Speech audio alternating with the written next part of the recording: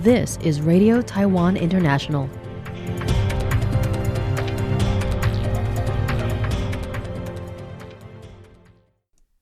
Welcome to the news on Radio Taiwan International. I'm Amanda Stevens, coming to you from Taipei, Taiwan. We begin with a look at today's top stories for Monday, June 22nd.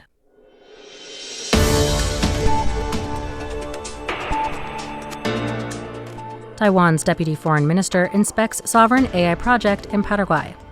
Paraguayan delegation visits Taiwan. And Legislative Speaker Han Kuo-yu leads cross-party delegation to the U.S. But first, today's top story.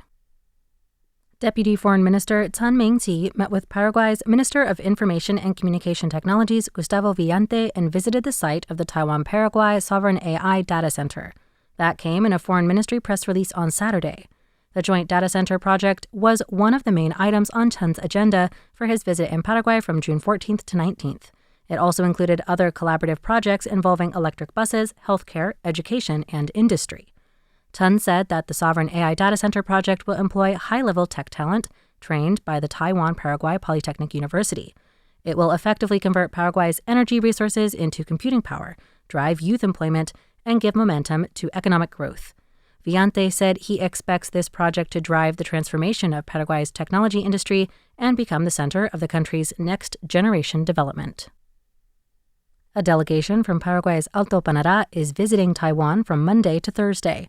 The group, led by Departmental Council President Gustavo will tour government offices and administrations and other relevant facilities to get first-hand experience of Taiwan's current development in economy, technology, and public health. The delegation hails from Paraguay's Alto Paraná, which is also the location of the Taiwan-Paraguay Smart Technology Park. According to the Foreign Ministry, or MOFA, the delegation came at the invitation of the government. While in Taiwan, they will visit the Taipei City Council, Ilan City Government, and the Economic Ministry's Foreign Trade Administration, among others. Outside of government, they will also visit the National Palace Museum, Hsinchu Science Park, and Liberty Square. MOFA said that Taiwan and Paraguay share a long-standing and friendly relationship, with close cooperation in many fields. Alto Paraná, especially as the country's foreign trade hub, serves as a major residence and business center for Taiwanese expats. Taiwan is currently leveraging government policies and public-private partnerships to boost Taiwanese businesses in overseas markets, including Paraguay's local industrial transformation.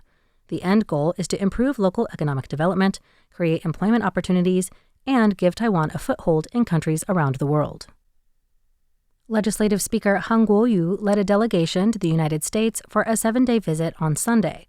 The cross-party delegation has several goals, chiefly to speak with members of the U.S. Congressional Friendship Group and look into TSMC development. While there, the delegation will also send well wishes for the country's 250th celebration before taking the first direct Washington-Taipei flight back. Speaking before his departure, Han thanked the American Institute in Taiwan and TSMC for their support and assistance. The visit, he explained, came from the invitation of U.S. congressional friendship groups, so the delegation's primary goal is congressional exchange. He said both sides would discuss national security issues and how to better deepen future exchanges, among other things. The group's second goal is to follow up on development at TSMC's Arizona plant after 5 years of U.S. investment. The group plans to visit factories and exchange ideas with employees in the United States. Legislature Vice President Johnny Chiang said Han's trip to the United States is a great influence. French parliamentarians visited Taiwan almost immediately following the speaker's visit to Europe in May, demonstrating the power of legislative diplomacy. Following the rapid expansion of U.S.-Taiwan trade relations in the past 2 years, Chiang hopes that the delegation and legislative exchange will help Taiwan avoid thorny issues like double taxation. Back in Taiwan, legislators are urging the KMT party to use Speaker Han Kuo-yu, or Daniel Han's, trip to explain their party's stance on Taiwan's drone procurement. RTI English field reporter James Thompson has more. The DPP caucus has urged the KMT to use Legislative Speaker Daniel Han's US visit to show whether it backs the Taiwan government's domestic drone procurement plan. Han, who heads the opposition-controlled legislature, left on a pre-planned trip to the United States on Sunday, leading a cross-party delegation of lawmakers. This was 3 days after the DPP-led cabinet proposed a 210 billion new Taiwan dollars, that's 6.6 billion US dollars, drone procurement bill, aimed at strengthening Taiwan's asymmetric defense capabilities, a goal bipartisan US lawmakers have repeatedly urged in recent months. DPP caucus whip Tsai Chi-chang said at a press conference in Taipei on Monday, June 22nd, that the opposition's cuts to drone-related funding in an earlier government-proposed Special Defense Act had, quote, to some degree harmed Taiwan-US ties. Tsai said that the KMT should use the US visit to explain its stance on the Special Act for Unmanned Vehicle Procurement, which was proposed by the Cabinet on Thursday, June 18th.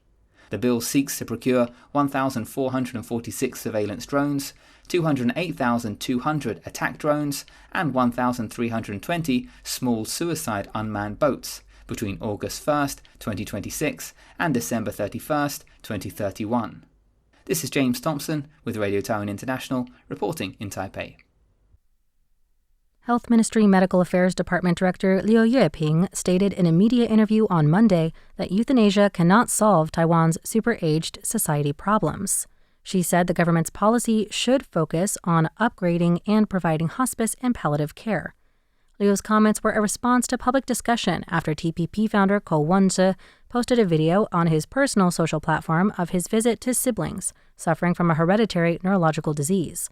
One sibling was set to depart to Switzerland for euthanasia the next day, criticizing Taiwan's long-term care system for cutting care into fragmented projects where diseases like theirs fall through the cracks and are not supported. He said he hopes that the country can come up with solutions instead of pushing all the responsibilities to the people. Liu pointed out that there are currently long-term care services, hospice and palliative care, and the Patient Right to Autonomy Act, which took effect in 2019, and was the first law in Asia that comprehensively safeguards a patient's right to self-determination regarding medical care and end-of-life decisions. She said that in the future, the overall system should be re-examined and policy coherence should be strengthened. Liu advised that patients clearly express their wishes in advance when they are conscious and clear, so that at the end of life, medical institutions can preserve the patient's dignity. The Education Ministry has completed the TPSF, a new tool for its medium-term plan for international education in primary and secondary schools website, which matches domestic and foreign schools for exchange and cooperation. Available in both Chinese and English, teachers or school administrators from either Taiwan's schools or international educational organizations can register.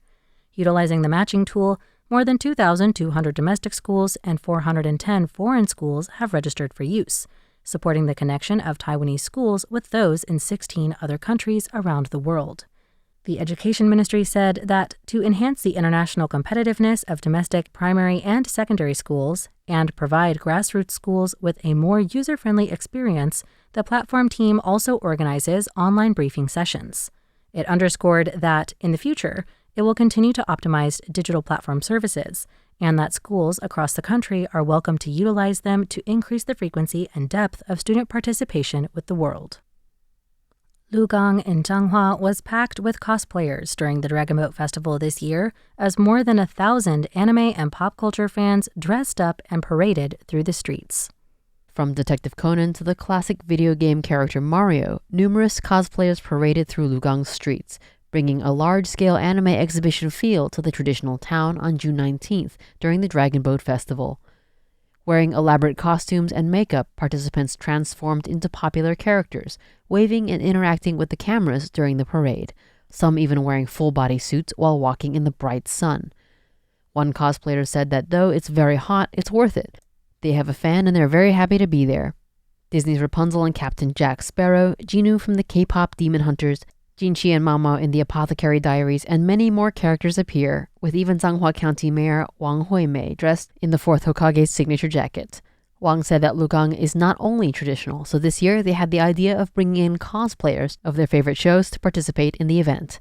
With the fusion of small-town vibes and the vivid pop culture sparking excitement and animating Lugang like never before, the Dragon Boat holiday was a success despite the summer heat. Michelle Chang for RTI News. Thanks for joining me for the news. I'm Amanda Stevens. Stay tuned for another 50 minutes of English language features, brought to you by Radio Taiwan International.